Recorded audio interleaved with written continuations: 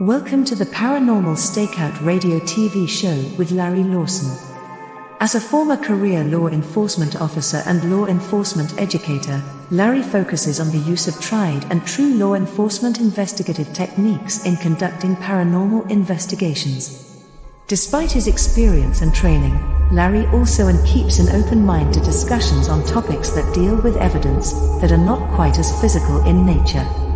Paranormal Stakeout guests are professionals in the field of the paranormal and parapsychology, conducting the investigations and research needed to further the cause of paranormal study. Larry advocates an agenda of standardization of structure and training in the field of paranormal investigation and research for the purpose of one day being able to produce the evidence needed to convince a jury of the existence of the paranormal. Whether it is ghosts, UFOs, unsolved mysteries, hauntings or cryptids, no topic is beyond the investigative reach of Larry Lawson and the Paranormal Stakeout radio TV show team. Now, here is the host of the Paranormal Stakeout radio TV show, Larry Lawson.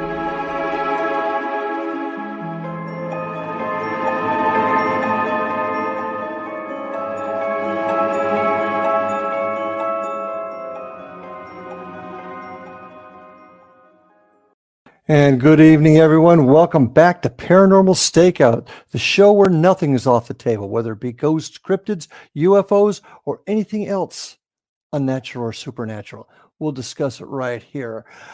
Welcome back. It's great to be with you. I'm your host, Larry Lawson, and we've got a great show lined up for you. We're coming to you from our home base down here in Vero Beach, Florida.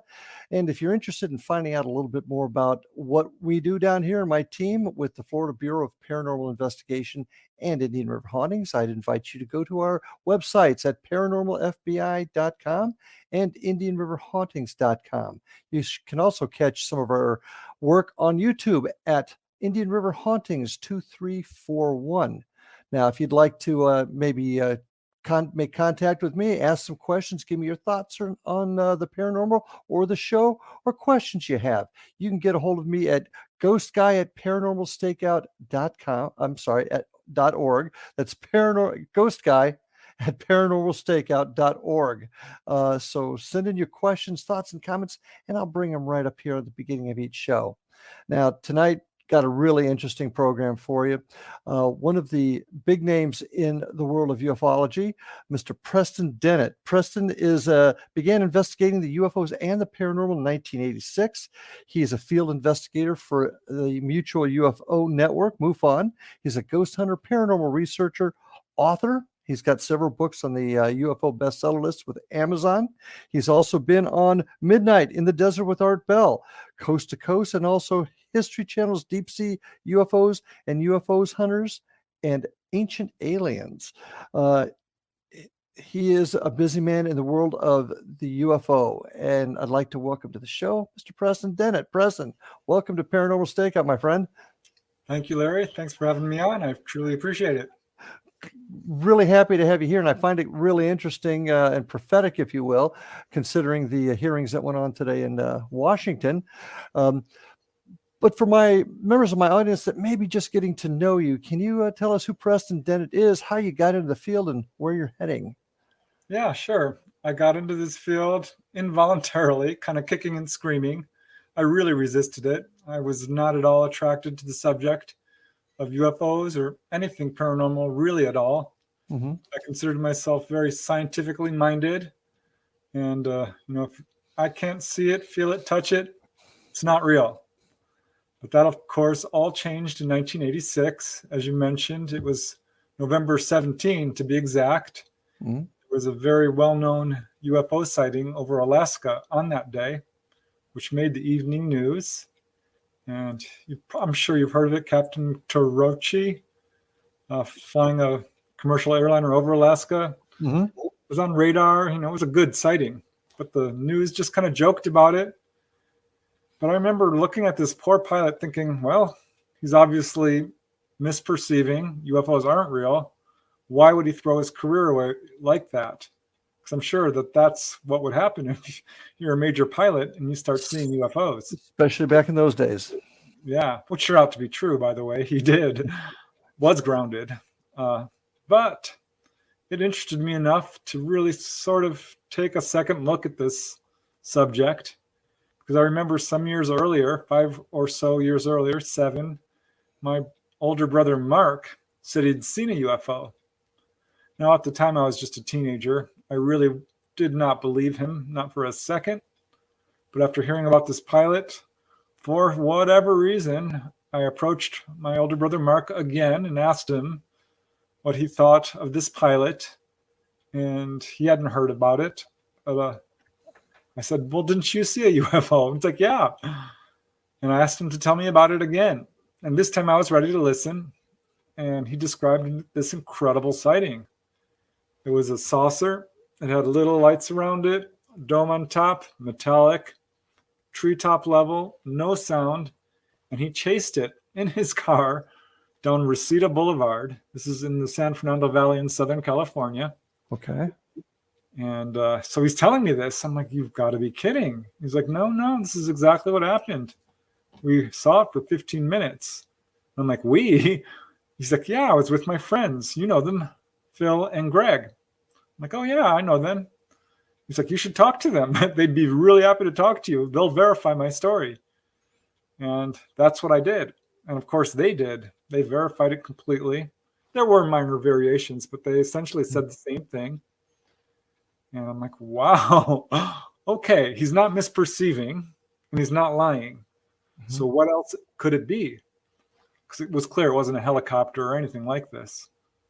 So that's when I started asking other people. And I found out that I had a number of people in my circle of family, friends, and coworkers who had had really dramatic encounters. And by that, I mean, an hours-long sighting of a star-like object darting around. Mm-hmm. An egg-shaped object came over a family friend's home.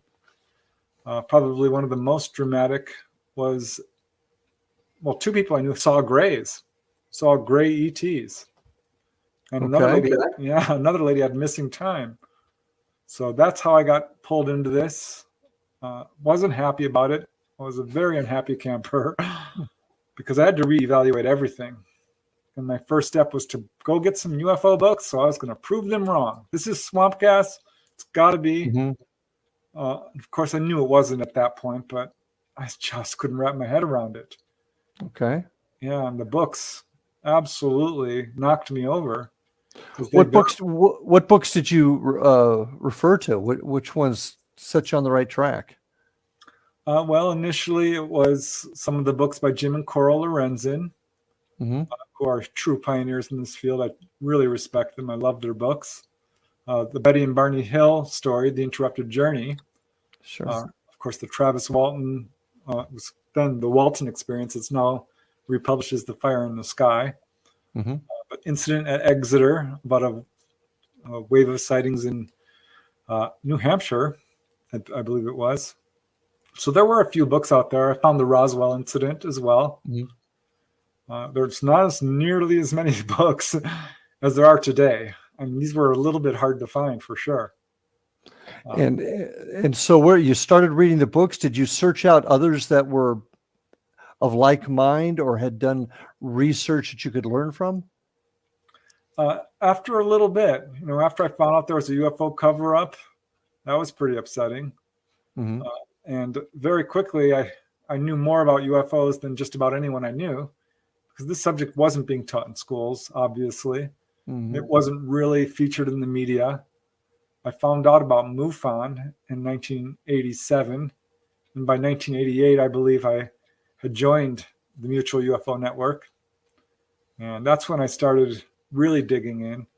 I joined them and I said, give me all your journals all the way from the beginning. I mean, I was dead set on learning about this. So I joined every UFO group, QFOS, Citizens Against UFO Secrecy, Operation Right to Know came later, but yeah, if there was a UFO group, I joined it. Okay. So when did you start working in the field, and did you have your own experience after you were out there? Eventually I did. I started working in the field after my father referred me an interview with a lieutenant colonel. He was in the film industry, and they had hired a consultant for one of the TV series they were working on, which was Starman, the TV series. Mm-hmm. And there was a lieutenant colonel. And that was my first recorded interview. And I have to say, it wasn't a great interview, really. This colonel basically towed the party line and said, there's nothing to UFOs. You should get out of this field. It's not real. If you think they're real, you're weak-minded. Mm-hmm. By that point, of course, I knew it was real because the books were very convincing. People I'd interviewed. So that's when I started formally interviewing. I took the MUFON field investigator test, Mm-hmm. which I have to tell you wasn't easy. I thought, this is a take-home test. This will be easy. It was a couple of hundred questions, and it was very difficult. Well, what kind of questions would they ask you? And how did you have to study for it? They give you? Well, no, they just kind of sent it to me. Now it's handled a bit differently. Mm-hmm. But back then, that was how they handled it. And they just sent me the test, and I was shocked to see how big it was. There was a section on UFO history, which I aced. That was a breeze. Mm-hmm. But then there was a section on photography, a section on meteorology. I mean, there was a section on various sciences. And that was quite a bit more difficult. But I went to the library. There was no internet back then. You can't just look stuff up. So I studied real hard for it. Oh, yes. And I was actually pleased to see that it was difficult, because to me, that showed that this was a subject that was being taken seriously, that there were scientists looking into it. Mm-hmm. And I did really well. I missed 2 questions. I was really mad because one was a stupid mistake. The other I genuinely did not know. Mm-hmm. But yeah, that's when I started formally interviewing people. I was referred cases by MUFON. I eventually contacted the police, gave them my number as a MUFON field investigator, so I got cases from them. I was getting a lot of referrals from people very quickly, friends, family, and coworkers initially. But mm-hmm. I had a website up as soon as the internet came on in the early 1990s. Mm-hmm. And that was getting 30,000 hits a month. So wow. So you've been actively investigating since 86, 88, right in that area then? Exactly, yeah. And I just kind of kept behind the scenes. I did start getting calls to go on the radio pretty early, mm-hmm. and eventually speak at conventions. And I started writing articles pretty early on. But I had been in this field for 10 years before I put out my first book. And it was about 5 years in, when I had my first sighting, that I would really call a sighting, because I had seen some unexplained lights. Mm-hmm. And I'm like, no, that could be a shooting star. This could be something. It's just an anomalous light. But on July of 1992, I was in the middle of investigating a huge wave of sightings over my hometown, which was in Topanga Canyon, California. Mm-hmm. And this was a huge wave of sightings. Not just sightings, but landings, cars being chased down the road. Oh, people being pulled up into craft, lots of onboard experiences. I mean, it was a big deal. People were calling the police. Well, we got to get ready to take our first break here. So when we get back, I'd like to hear about this first actual sighting and experience that you had. So folks, stay with us. We'll be right back after these messages with my guest, Preston Dennett. See you in a minute. And we are back with my guest, Preston Dennett, well-known ufologist. I assume that's still a proper term, ufologist. Because nowadays they use another term, unidentified anomalous phenomenon. Is that the more correct term today? Well, I mean, in some circles, I still like the term UFO. I'm a little bit old school. Okay. I don't think the term UAP really provides anything new. But okay. Well, so you had this information you got from your brother. You did studying. You became part of the MUFON network, and finally you had your own experience, and it's why you were investigating things in your own town. Correct? That's right. So tell me what happened after that. Yeah, well, I was visiting my brother, Mark, and my sister-in-law, Christine Kisara, who's starting to do illustrations for me for witnesses. And they Okay. were really helping me through this because they were both believers. They knew this was real. They had had experiences. My sister-in-law had had visitations by little blue beings. That was another witness I forgot to tell you. So I was at their house late one evening in July of 1992, and it became late. We were discussing UFOs, of course. And I'm like, well, I have to go home. This was in Woodland Hills. At the time, I lived in nearby, adjacent Canoga Park in Southern California. Mm-hmm. And it's I don't know, a 10-minute drive home. So I had just left their house, and they live on a little tiny side street, which is very winding, very narrow.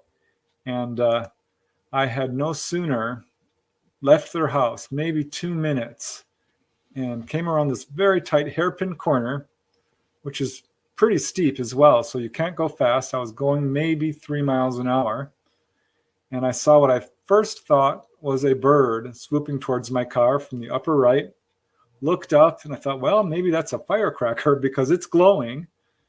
And very instantly I knew it was not that because it dropped down right in front of my windshield, and it was a small orb about the size of a ping pong ball, a little bigger, a golf ball, around there.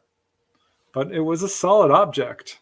I mean, had hard edges, was yellow white, and stopped right in front of my windshield. Of course, now I'm thinking maybe this is a reflection, even though I knew it wasn't. Mm-hmm. Especially when it started moving back and forth once, twice, a third time, and came back and stopped again. I had a real sense of intelligence from it, or certainly intelligently guided. And then it scooted forward, dipped down a little bit, and went straight up into the canopy of the trees. And the last thing I remember, Larry, is gripping my steering wheel and watching it disappear. That's it. It was wiped from my mind completely. I don't remember driving home. I don't remember seeing it. I don't remember anything about it until 4 or 5 months later when it just popped back into my head. I'm like, that happened, which was an interesting experience to say the least, because I had certainly interviewed people by this point who had described having missing time. And How much time did you lose? Did you lose total? Do you know? You know, I don't. But I just find it incomprehensible that I did not turn around and tell my brother and sister-in-law what just happened. I've had previous UFO sightings after that, certainly. In fact, that year was huge. I had a sighting 1 month later, another one the month after that, and they started to come fairly regularly. But no, I don't remember driving home, so it could have been any amount of time. I don't know. I don't remember waking up the next morning thinking I saw a UFO or an orb, at least. And this wasn't a craft, but it was absolutely unexplained. I'm sticking to my guns on this. I know I saw it. I remember it vividly, even though it took me a while to have it come into my conscious awareness. Now, you don't remember anything that happened after you saw the orange orb. So I'm assuming you've never regained that memory? I haven't. I've considered hypnosis. Well, that's what I was going to go with. Have you thought about regression therapy on that to see maybe if that would jar the memory? Yeah, I've considered it. I generally don't recommend hypnosis to the people that I interview unless they've had a very clear-cut case of missing time, which that was. I would qualify that as pretty clear-cut. But also, unless you have real anxiety about it that's causing you problems where you can't sleep at night, or it's affecting your daily life in a way that's making it difficult to live a normal life. I think hypnosis works. I think it's been verified well enough, but also in the wrong hands, it can do damage. And some people I talked to were not happy because they had basically hypnotically recalled memory, and it wasn't the same as spontaneous recall, which is what I'm hoping for. That's interesting you mentioned that. I'm going to go down this little hole here for a second, because I've had folks on the show that did regression therapy on abductees and have basically said they've had a lot of luck with it. But you've just said something very interesting, that sometimes the memory isn't exactly the way it happened. Is that how I'm taking what you're saying? Well, I don't. I want to be careful here. I I get think it. in the wrong hands. Yeah, I think that there's some excellent researchers out there, but Hmm. some are not. And I think people get encounters that might be a little bit colored by the belief system of the researcher. Uh, and also, if you look into the science done on hypnotic regression, it's very sketchy. Uh, I I know it works because the stories recalled through hypnotic regression match what people have consciously recalled to a remarkable degree. There's Well, no doubt in my mind it works, and science has proven it works, but there are many cases where people have absolutely false memories. So it's controversial. I think that most researchers will agree with that. and from my angle from law enforcement, I've been involved with the cases that I've worked that have done that. And I agree with you. It's been very, very successful. But when you say in the wrong hands, I couldn't agree with you more, because I've also seen a lot of harm that's done. Kind of, I'm getting into this a little earlier than I wanted to, but it does make me want to ask you the question about those that are trying to make something of themselves that aren't. In other words, a person that's doing that type of therapy, using it to improve their own status, or creating stories that aren't there to help them gain fame and fortune. Do you see a lot of that in your field? I wouldn't say I see a lot of it, but certainly we do see it. This field attracts all kinds of people, people who are in it for a buck, Mm-hmm. people who are very much a part of the fringe element, people who aren't properly educated in perhaps psychology. Barbara Lamb is someone who I would point to as who's done this right. Mm-hmm. She was a counselor by profession when she started hypnotizing people. She had Mm-hmm. learned, she had gone to school to learn hypnosis. While there are others who are perhaps scientists but have not had any education whatsoever on hypnosis and just started doing it. Mm-hmm. And Bud Hopkins, I love as a researcher, but let's face it, he just jumped right into the deep end of the pool and started doing this without a whole lot of education, and had to learn through the school of hard knocks. And I think he did a great job. I Mm-hmm. think his books are very objective, but there are some researchers out there who are, I'm not going to name names, but No, I don't want you to. But I agree with you, and I think it's a helpful tool, and it does work, but it can be a very dangerous thing in the wrong hands, and that hurts. I mean, I research ghosts, so I deal with a lot of folks on my end of it too that are doing it for, not all the right reasons, and I'm sure obviously you have it on your end. What do you think we need to do to help insulate our fields, both paranormal, but different areas of the paranormal? What can we do to insulate ourselves from charlatans? Do you have any thoughts on that? well, yeah, certainly. I think it's really behooves the person who's seeking hypnotic regression to do their own research. Because Mm-hmm. there are people who are absolutely experienced in this. Yvonne Smith is someone who's had an incredible amount of experience with this. So look people up before you just dive in, and Mm-hmm. make sure that they have at least some experience doing this and don't have an agenda, and Yeah. can provide you with referrals. Yeah. Well, I'm not even just talking about the regression. I mean, folks that are researching the UFO field in general. Because that's one thing that hurts all of us, is when one person gets found to be faking evidence. I've had some pretty wild stories told on this show that is not backed up by any facts, any evidence, and that worries me, because like in my side, it can ruin everybody's reputation. I'm sure it's the same on your end. So I was just wondering if that's something you dealt with, and how would you keep that from happening in your field? Yeah, well, I've certainly had to stick by my guns a few times. Yeah. I Training mean, and education is where I'm at. Training and education is where I'm yeah, at. which is So, what I love about MUFON, because they do basically vet researchers. mhm. So if you want to start getting referred cases, now that you have to go through classes. Back then, when I became a researcher, there wasn't anything like that. But I will tell you, there's been times that I've gone on television. There was one time the news wanted to interview me, and I took them up to a UFO landing spot. This was in Topanga Canyon during that whole wave of sightings in the early 1990s. And I showed them where the landing spot was, and the reporter says, "Oh, is that the landing mark right there, the hole?" And I'm like, "No, that's a gopher hole." He says, "Would you mind just pointing to that and saying that that's a landing trace, a landing spot?" I'm like, "No, I'm not doing that." And he tried to trick me. He says, "Just stick your hand in there and we'll get a picture of you doing that." I had learned the hard way, do not do that. So you have to be very careful. You cannot be careful enough.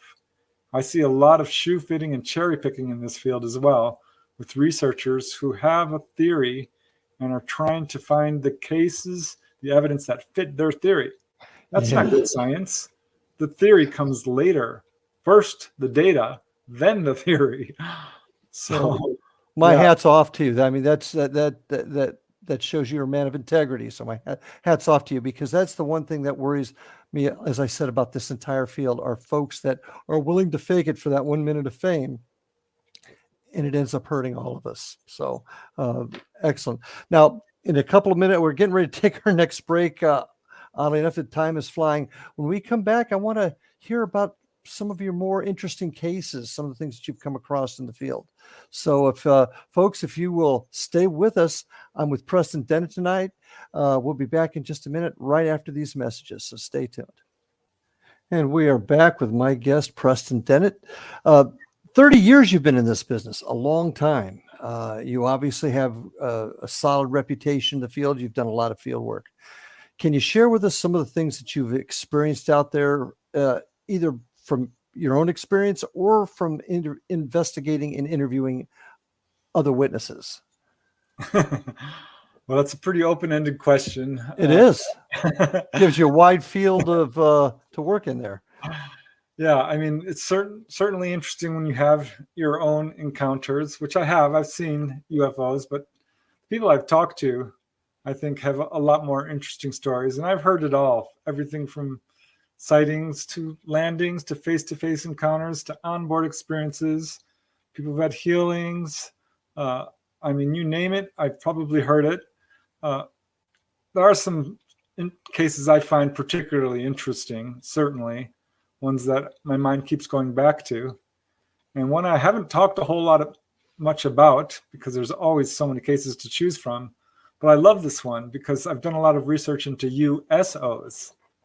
And this is a case involving 3 witnesses. I was able to interview 2 of them. The other had passed away, but the main witnesses are Joy Williams and her husband, Tom, who live in the town of Aptos. This is sort of in the central to Northern California area near the Monterey Bay. And it was in August of 1997 when she stepped out on her balcony and saw a glow in the water. They're about a half mile to a mile away from the water. I think it might have been a little closer. Actually, I think it was about a quarter mile. So she saw this sort of green-yellow glow, and she's watching it when suddenly this craft rose up out of the water. And it was quite large, and she was close enough to see that it had little portholes around the circumference of it, and close enough to see algae and water coming off of it. And it lifted up and hovered over the water. So this is when she called over her husband, Tom, and her friend. And they watched this thing move kind of lazily up the coast towards the Moss Bay power plant. This is a coal power plant. And this darn UFO went right up to the top of the smokestacks there and hovered right next to it. And out came this weird contraption, like an arm, sort of a lever, which came out the far end of the UFO, swung over it and into the smokestack. And it had pinchers on the end of it. And it appeared to be taking samples of the top of the smokestack. So they did call the police. This was a sighting that was quite long lasting, over half an hour. And the police were very cooperative until the word UFO came up. Because the police are saying, oh, well, you probably just are looking at a boat. We're like, no, this thing is hovering right next to the smokestacks at the Moss Landing power plant. And at that point, the police officer became pretty truculent, disagreeable, argumentative, and ended the call. Mm-hmm. So they called up the radio station, who said that they had not received any calls. And basically were left without any recourse. And after about, so many minutes of watching this thing kind of pawing at the top of the smokestack, it just blink went out. So I did some research on this area, and I was amazed to find that this is not the first time that the Moss Landing power plant has been targeted by UFOs. I found 4 other cases, both before and after this incident, where orbs were seen or objects were seen circling the power plant. I find this case interesting because we do see a lot of cases of UFOs targeting technological installations, dams, power plants, nuclear power stations. Was this a nuclear plant? No, this was a coal power plant. Yeah. Okay. But there was a very, very similar case in Morenci, Arizona, where UFOs were seen hovering right over the smokestacks there, widely viewed. It was sending down little probes. So I think this case does have some interesting insights into the phenomena. They're clearly interested in things like this, because when people are taken on board and they get a message beyond, don't be afraid, we won't hurt you, it's often something along the lines of warnings against nuclear proliferation, or pollution or warlike ways. That fits right in with all that. Yeah. If I may ask, how long ago was this incident? That was in August of 1997. 97. So cell phones that take photographs probably weren't all that common then, that at least took decent photographs. Did they get any kind of picture at all of this craft? No, though they did send me very detailed drawings. Okay. So that was something. She did try to report it. She reported it to MUFON. She, I believe, contacted Linda Moulton Howe before she found me. And I found it a very compelling case because there were multiple witnesses, and they both described the same thing. It's an unusual case too. I mean, I've never heard of one quite like it. Well, an arm sticking out sounds like War of the Worlds or something like that. That's the first thought that I got. The third person you said that you couldn't interview because they had passed away. Where was this person? How did this person observe the incident? She was there on the balcony with them. It was a little dinner party just between friends. And they had a little telescope too. So they were able to actually zero in on this thing and get a very good look at it. But so how often in your cases do you get somebody that's able to get a photograph? Very rarely, but it certainly does happen. More recently, I interviewed a lady by the name of Dolly Safran. She's the subject of my book, Symmetry. And her case is more extensive, I think, than anyone else I've ever had the privilege to interview. And she has fully conscious encounters since age 14. A lot of people do have missing time. They have a lot of fear. Not her. She overcame that. And she's had a lifetime of encounters. And when she decided to go public, because she had tried to get photographs many times, talked to many witnesses who have tried, and it's not easy to do. But when she decided that she was going to go public, she asked her contacts, which are Greys mostly, if they would allow her to photograph them. And they said yes. And this is when she started getting some really remarkable photographic evidence. And not just photos, but videos as well. And I was able to put some of them in the book. Obviously, the videos you can't. But we've done some interviews where she's played this footage. And she has of course, a YouTube channel where she's put some of this out. And it's really remarkable footage. I mean, it's some of the better footage I've seen that's out there. Wow. That is because so often we hear the stories, but we just don't see a lot of evidence. Obviously, there's not a lot of trace evidence, but photographs comes to mind. Now, kind of switching gears a little bit and getting to the hearings and all the press that UFOs are getting these days. With the government now being, looks like trying to be more open, do you see us being able to collect more evidence or get the opportunity to collect things that can prove or even disprove this exists? I don't think we're going to have any luck disproving it because Okay. just to be fair, I mean, I think that the evidence is fairly conclusive at this point that this is a real phenomena. I'm very much encouraged that this is opening this field up to a lot of new people who had not taken it seriously or had refused to look at it or who were skeptical for whatever reason. Mm-hmm. And now just the fact that we have members of Congress talking about it in a way that's absolutely taking it seriously. Mm-hmm. I mean, these hearings, which were, today, are historic in the fact that this is really the first time members of Congress, sitting members of Congress, have heard reports from whistleblowers talking specifically about the possibility that our own government or factions of it have ET hardware, craft, and bodies.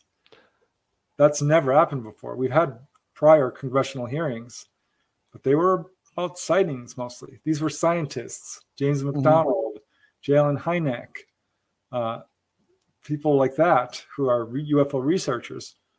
So this was a little different from anything we've ever seen before. So that's pretty exciting. And we had two pilots on there. One of them was one of the pilots that observed the Tic Tacs back a number of years ago. But when do you think we're going to actually start seeing evidence presented to the public? And like, for example, the lady just spoke about that got the videos after years and years of contact with the graves. When will the public see those videos and have a chance to vet those? Do you think the government's going to start letting out evidence so that we can all see? Because right now it's just words. And like I said, my investigation research into ghosts, I get it. I get the criticisms and all the shots. But it sounds like we've got something very tangible here. When do you think we're going to see it? Yeah, well, we're starting to see some films, the Tic Tac footage, the gimbal footage, little bits and pieces, which are largely leaked. These are not necessarily officially sanctioned. Mm-hmm. And I think at this point, we will see probably some more films. We may even see a piece of metal. I think they are going to dribble this out in a very controlled way. Mm-hmm. I don't honestly think we're going to have full truth and transparency ever, because we certainly aren't getting it now. Because if you look at this subject, it's clear that there are more than just the 3 whistleblowers who were presented today. There's hundreds upon hundreds upon hundreds, and it's been going on for a very long time. And we're not getting any real movement in terms of evidence being presented that I think, if you do your research, we have. The Roswell incident happened, and that's something more than just a mogul balloon. I don't buy that explanation for a second. So I think they have the hardware. I think they have the bodies. I think they have much better footage than they're releasing. So I'm having been in this field for so long, disclosure was always rumored to be on the horizon and it never happened.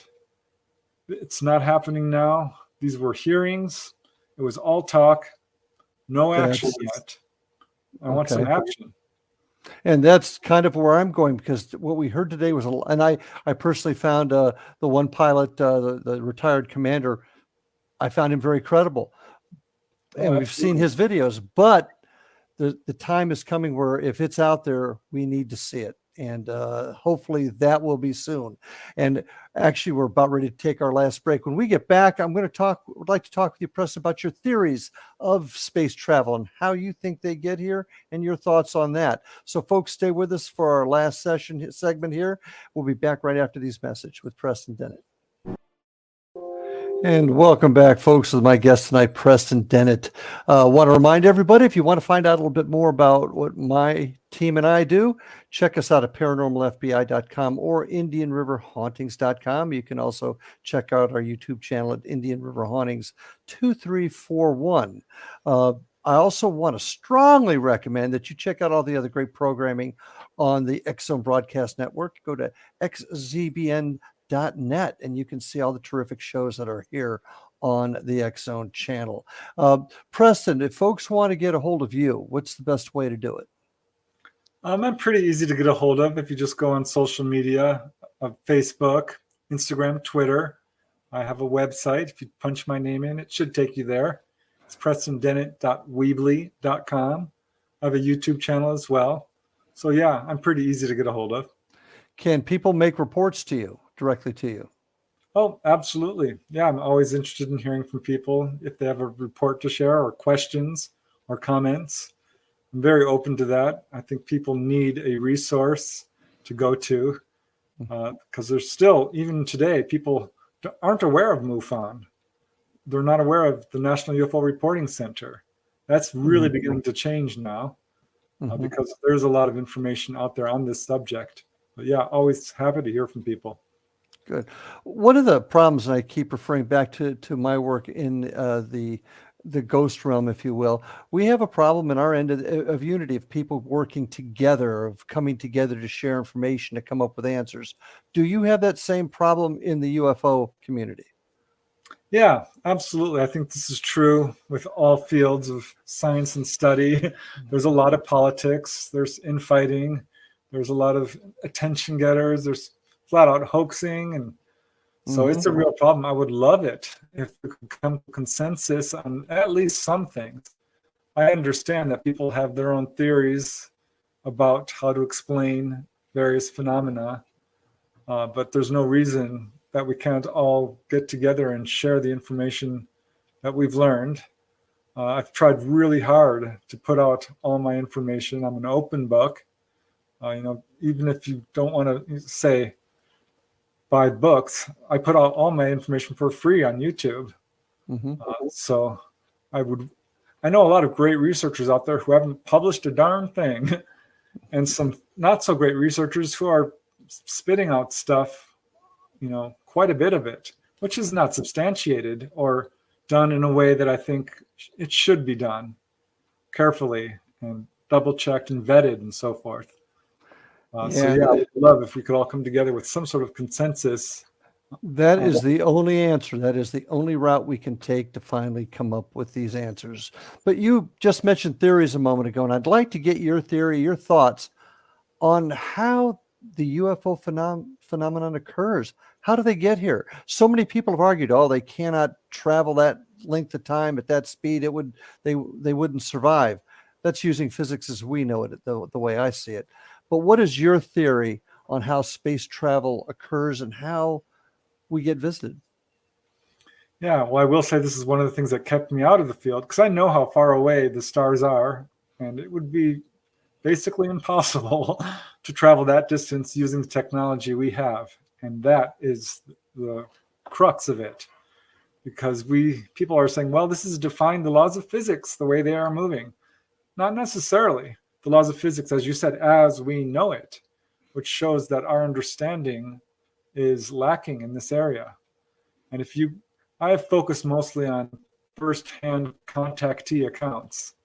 And I will tell you, many of them have been told how these craft fly.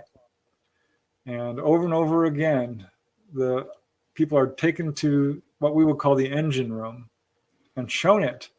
And of course, there aren't propellants or gasoline or fuel or rockets or anything like that. What people are basically told is that these craft fly harnessing or utilizing the magnetic fields of our planet or other planetary systems. It usually comes down to something along those lines: electromagnetics, gravitational fields. And a lot of people don't really have the scientific training to fully comprehend what they're being told. Some do. This is what I really loved about Dolly Safran, the lady I interviewed recently, because she was taught by them very carefully. She not only how these craft fly, but how to pilot these craft. Okay. This may sound unusual, but I've certainly talked to a number of people who've had this experience. And in fact, Grant Cameron put out a book called Sky Pilots, basically outlining some 60 people who have done this. And Dolly has explained that, yes, when it's around a planet, they use electrogravitational fields, the magnetic fields of our planet. But when it's interstellar, it's a completely different process where they use enormous amounts of electrical energy to open up what she calls a light gate, which is not really a wormhole or a portal or anything like that. Okay. But it's a way of opening up the third dimension into a higher dimension, which allows them to skip across the universe to any desired location. And all these craft, without exception, are flown psychically. So these craft are themselves living beings as well. So there's a lot to unpack with all of this. There is. It begs the next question. It goes back to does our government know this? Do you feel that the government knows this type of propulsion usage? I think they do. I can't prove it, but based on the accounts coming from whistleblowers, the fact that so many contactees have put this out, the information is certainly out there. If these people in Congress would pick up a UFO book, they would learn a lot more than. Wouldn't it behoove the government then to talk to some of these people? If they've had this experience, they've had this training, wouldn't it be in the interest of the folks in the government trying to figure this out to interview these folks that you've interviewed? Or have they? 100%. I think they have. I think that, we've certainly seen in case after case, and if you go through the UFO literature, you will see this. Witnesses are questioned by government agents over and over again. I just was looking at another case where that happened, where two young boys had a UFO chase them down the street. This was in Pennsylvania, I think. And they were brought into the principal's office, and there was a government agent. And he questioned them both extensively on what they experienced. This was an earlier case, certainly. But yeah, I think our government knows a lot more than they're saying. It was very interesting in the first congressional hearings where the Pentagon officials were being interviewed, Moultrie and Daley, were asked about whether or not they had heard of the Malmstrom incident in 1967 in Montana. And they both denied knowing anything about it. I don't find that the least bit credible. I think they do know about it. I think they lied flat out. Anyone who's been in this field for any length of time knows what happened in Malmstrom in 1967. I think they do know. I think they know these. I think they have these craft.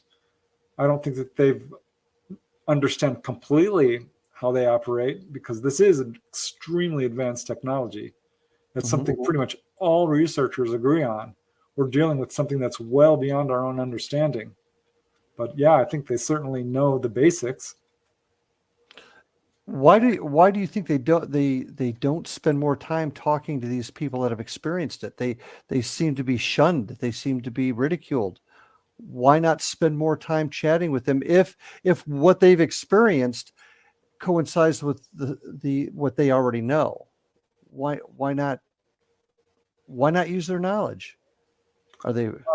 I don't know. I can only speculate. I think that they have people on the inside who are they have interviewed. I mean, I interviewed one gentleman, and he referred another lady to me, and she absolutely refused to talk to me. But she did tell him that she was forced to testify to government officials about her experiences.